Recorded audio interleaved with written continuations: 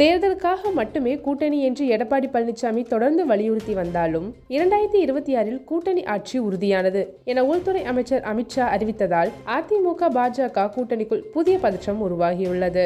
2021 சட்டமன்ற தேர்தலில் பாஜகவுடன் கூட்டணியில் இருந்த தேர்தலை எதிர்கொண்ட அதிமுக பின்னர் அப்போது பாஜக தலைவராக இருந்த அண்ணாமலையுடன் ஏற்பட்ட கருத்து வேறுபாடால் இபிஎஸ் தலைமையில் கூட்டணியை முடித்தது. இதையடுத்து இரு கட்சிகளும் தனித்தனியாக இயங்கி வந்தன.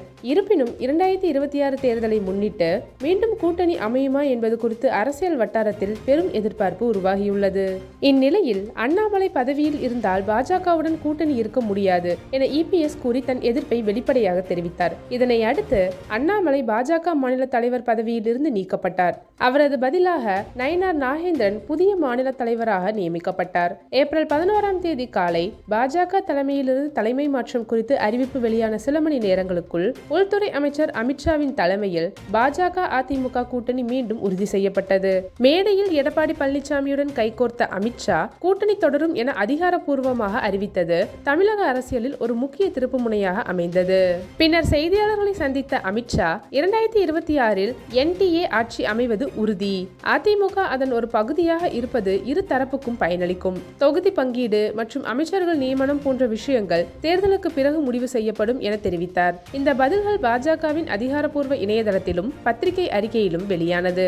ஆனால் அதிமுக சார்பில் எடப்பாடி பழனிசாமி தொடர்ந்து இது வெறும் தேர்தல் கூட்டணி மட்டுமே, ஆட்சி அல்ல என உறுதியுடன் தெரிவித்தார். ஒருபுறம் அமித்ஷா ஆட்சி உறுதி என அறிவிக்க, மறுபுறம் இபிஎஸ் அதனை மறுத்தல், இரு தரப்புகளிடையே கருத்து முரண்பாடு தெளிவாக புலப்பட்டது. இதற்கிடையே மதுரை சென்ற அமித்ஷா மீண்டும் தமிழகத்தில் அதிமுக பாஜக கூட்டணியால் தான் ஆட்சி அமையும் என தெரிவித்தார். இதனால் அதிமுக தொண்டர்களிடையே குழப்பமும் அதிர்ச்சியும் ஏற்பட்டது. தொடர்ந்து நெல்லையில் செய்தியாளர்களிடம் பேசிய பாஜக மாநில தலைவர் நயினார் நாகேந்திரன் 2026 கூட்டணி ஆட்சி அமையுமா என்பது இப்போது கூற முடியாது, பேச்சுவார்த்தைகள் நடைபெற்று வருகின்றன, தமிழ்நாட்டில் இபிஎஸ் தலைமையிலேயே ஆட்சி அமையும் என இடைமறை பதில் அளித்தார். இந்நிலையில் இபிஎஸ் ஏன் இதுவரை தெளிவான விளக்கம் அளிக்கவில்லை, அவருடைய நிலைப்பாடு என்ன என்ற கேள்விகள் அரசியல் வட்டாரத்தில் எழுந்து வருகின்றன. இதன் மூலம் அதிமுக பாஜக கூட்டணியில் இன்னும் குழப்பம் நீடிக்கிறது என்பது தெளிவாகிறது.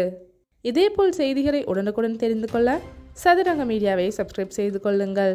மேலும் எங்கள் சேனலில் பதிவிடப்பட்டுள்ள அனைத்து வீடியோக்களையும் பார்த்து தெரிந்து கொள்ளுங்கள்.